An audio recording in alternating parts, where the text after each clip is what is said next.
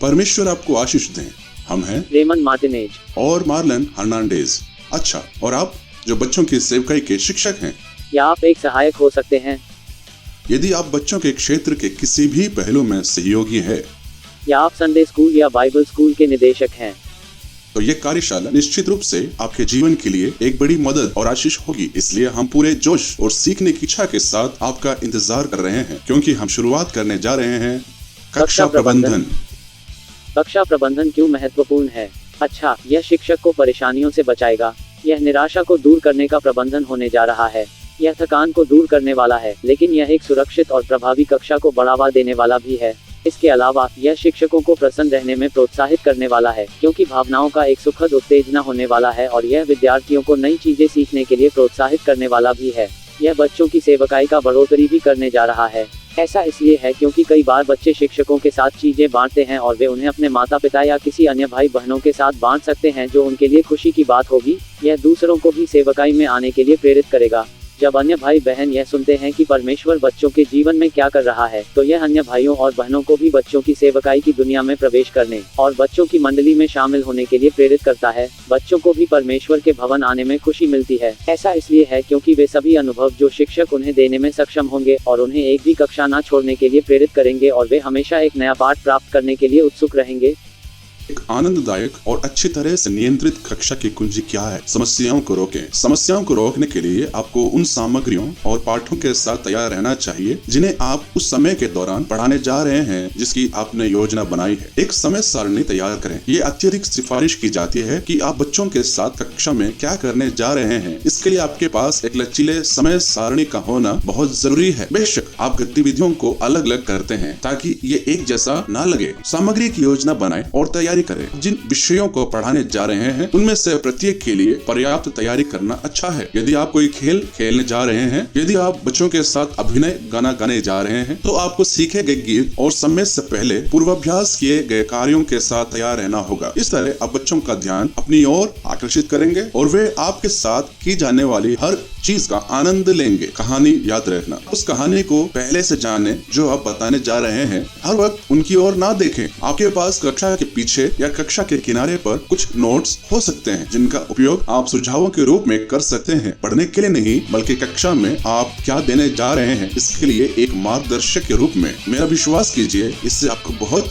सहायता मिलेगी। विद्यार्थियों पर नजर रखें। क्या आप जानते हैं कि ऐसा करना कितना महत्वपूर्ण है? खैर, जब आप कक्षा को पढ़ा रहे होते हैं तो आपको यही करना होता है। विद्यार्थियों की प्रतिक्रियाओं के प्रति चौकस रहें। वे जो कुछ कर रहे हैं उसके प्रति चौकस रहें, क्योंकि इस तरह आप बेहतर नियंत्रण कर सकते हैं। यदि आप देखते हैं कि वे बोर हो रहे हैं, यदि आप देखते हैं कि बच्चे ध्यान लगाने से भटक रहे हैं, तो गतिविधि को थोड़ा बदल दें। इसे शांत तरीके से करें, इस तरह से कि उन्हें संदेह न हो कि आप नहीं जानते कि क्या करना है। लेकिन आपको ये सुनिश्चित होना चाहिए कि आप क्या करने जा रहे हैं। घर पर ठीक से अभ्यास करें। इसकी भी अतिरिक्त सिफारिश की जाती है कि आप अपने स्वयं के या उन लोगों के पाठ अनुभवों को शामिल कर सकते हैं जिन्हें बच्चे जानते हैं, ताकि उन्हें इस बात की बेहतर समझ हो सके कि आप उन्हें क्या सिखाने की कोशिश कर रहे हैं। संडे स्कूल या छुट्टी के दिन में होने वाली बाइबल स्कूल में बच्चों की अलग अलग उम्र के लिए प्रत्येक पाठ तैयार किया जा सकता है। कक्षा को 3, 4 या 5 वर्ष के बच्चों को पढ़ाना वैसा नहीं है जैसा कि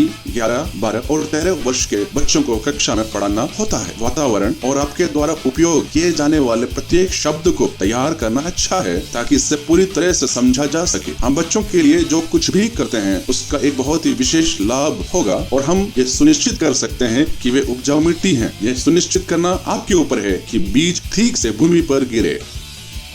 क्या नियम होने से समस्याएं दूर होती हैं? बच्चे नियमों के बारे में कैसा महसूस करते हैं? अच्छा, जब किसी नियम में सुधार किया जाता है तो कई बार उन्हें शर्मिंदगी महसूस होती है। इसलिए 4 या 5 अच्छी तरह से स्थापित नियमों का होना जरूरी है। इससे उन्हें शुरू से ही यह समझने में मदद मिलेगी कि कक्षा में प्रवेश करने के समय से किन नियमों का पालन किया जाना चाहिए। बच्चे नियम क्यों तोड़ते हैं? आप इसे कैसे रोक सकते हैं? बच्चों में अक्सर ध्यान की कमी होती है। उन पर ध्यान देकर हम उन्हें यह महसूस करा सकते हैं कि वे हमारे द्वारा पूरी तरह से हमारी नजर में हैं, ताकि वे इन नियमों का पालन करना जारी रख सकें। ऐसा करने के लिए नियम सिखाएं। हम यह कैसे कर सकते हैं? अच्छा, ऐसे कई उपकरण हैं जिनके द्वारा हम बच्चों को अलग अलग तरीकों से सिखा सकते हैं या निर्देश दे सकते हैं कि नियमों का पालन कैसे किया जाना चाहिए। यह एक चंचल तरीके से किया जा सकता है, उदाहरण के लिए अभिनय के माध्यम से, लेकिन इन सभी गतिविधियों के माध्यम से जो खेल की तरह हैं, लेकिन यह उनके लिए अर्थपूर्ण होगा। विद्यार्थियों को समय सारणी और योजनाओं के बारे में बताएं। जब आप उनके साथ ऐसा करते हैं तो वे देखेंगे कि कक्षा आपके नियंत्रण में है और स्पष्ट कारणों से आपके पास एक योजना तैयार की गई है और आपके पास पालन करने के लिए एक पूरी प्रक्रिया है और इसमें कुछ भी परिवर्तन नहीं होने वाला है। इस तरह वे यह सुनिश्चित करेंगे कि आपको पता है कि आप क्या सिखाने जा रहे हैं।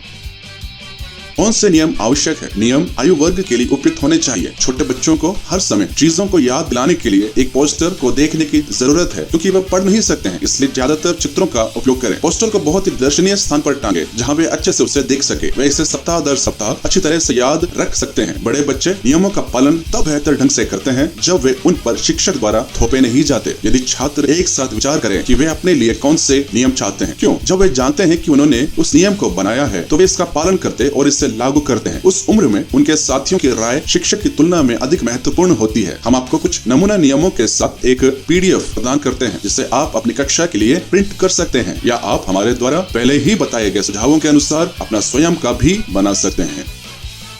कक्षा का माहौल। आइए हम ऐसे शिक्षक न बने जो मनमाने ढंग से नियम थोपने की कोशिश करते हैं। आइए बच्चों से संपर्क करने के तरीकों की तलाश करें ताकि दयालुता, सहानुभूति और अधिकार की सुरक्षा जो परमेश्वर ने हमें शिक्षकों के रूप में दी है, छोटों का मार्गदर्शन करने में सक्षम होने के लिए हमेशा मौजूद है। परिणामों के चरण। एक बार जब नियम समझा दिए जाते हैं और बच्चे अचानक उनका पालन नहीं करना चाहते हैं तो छोटों के उन कामों के परिणामों के चरण भी होने चाहिए। पहली बात, उनके जगहों को बदलना होगा। उसके बाद दंड के स्तर को ऊपर ले जाना होगा। उदाहरण के लिए उन्हें सिर्फ अपनी कुर्सी के साथ कहीं बिठाना या यहाँ तक कि उनके माता पिता से बात करना और उन्हें अपने बच्चे के व्यवहार को बदलने के लिए प्रेरित करना।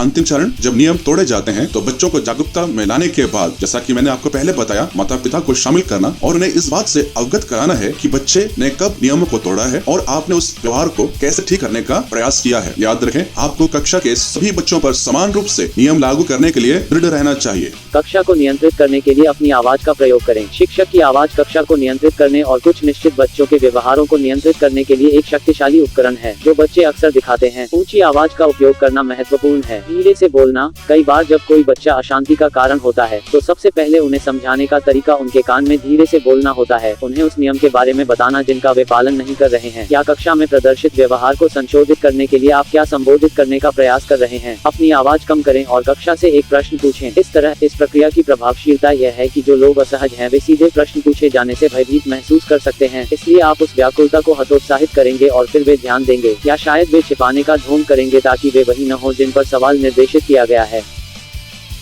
उन संकेतों को खोजें जो आपकी कक्षा में सबसे अच्छा काम करता है। बोलचाल के संकेत। इस बिंदु पर आपको कक्षा के वातावरण को अपनी आवाज से नियंत्रित करना चाहिए। वातावरण कैसा है या बच्चों की प्रतिक्रियाओं के अनुसार इसे संशोधित करना चाहिए। यह अच्छा है कि आप प्रत्येक बच्चे के प्रत्येक व्यक्तित्व को ध्यान में रखते हुए उसकी प्रतिक्रिया का परीक्षण कर सकते हैं और देख सकते हैं। खरगोश के कान। ये वह संकेत है जहां आप अपनी उंगलियों को ऐसे उठाते हैं जैसे कि वे खरगोश के कान हो, और ये कक्षा के सभी बच्चों के लिए संकेत है कि आप जो कहने जा रहे हैं उस पर ध्यान दें। जब बच्चों में से कोई एक राय देना चाहता है या भाग लेना चाहता है तो उन्हें अपने उंगलियों को खरगोश के कान की तरह ऊपर उठाकर ऐसा करना चाहिए, तब आप उन पर ध्यान देंगे। हूँ हाँ सिग्नल। इस संकेत में जब आप हूँ हाँ शब्द कहते हैं तो बच्चों को खड़ा होना चाहिए या मुड़ना चाहिए या फिर बैठ जाना चाहिए। ये कक्षा की एक लय को बदल देगा ताकि वे एक पल के लिए विचलित हो सके और उचित समय के लिए ध्यान देना जारी रख सके। ताली बजाने का संकेत। ताली बजाएं और बच्चों को रचनात्मक होने के लिए प्रेरित करने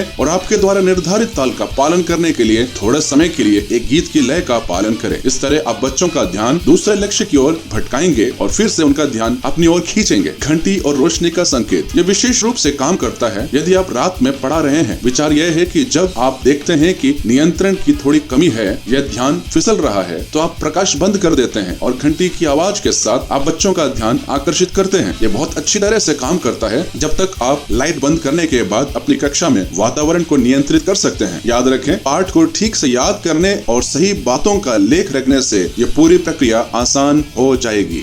सीटों के माध्यम से कक्षा को कैसे नियंत्रित करें। दरियों पर बैठे बच्चों को नियमित रूप से छोटे बच्चों को फर्श पर बैठने में कोई समस्या नहीं होती है, लेकिन यह अच्छा होगा यदि आप उन्हें दरिया या तकिए या कुछ कपड़े या कुछ ऐसा प्रदान कर सकें जो उन्हें अधिक आरामदायक महसूस करा सके।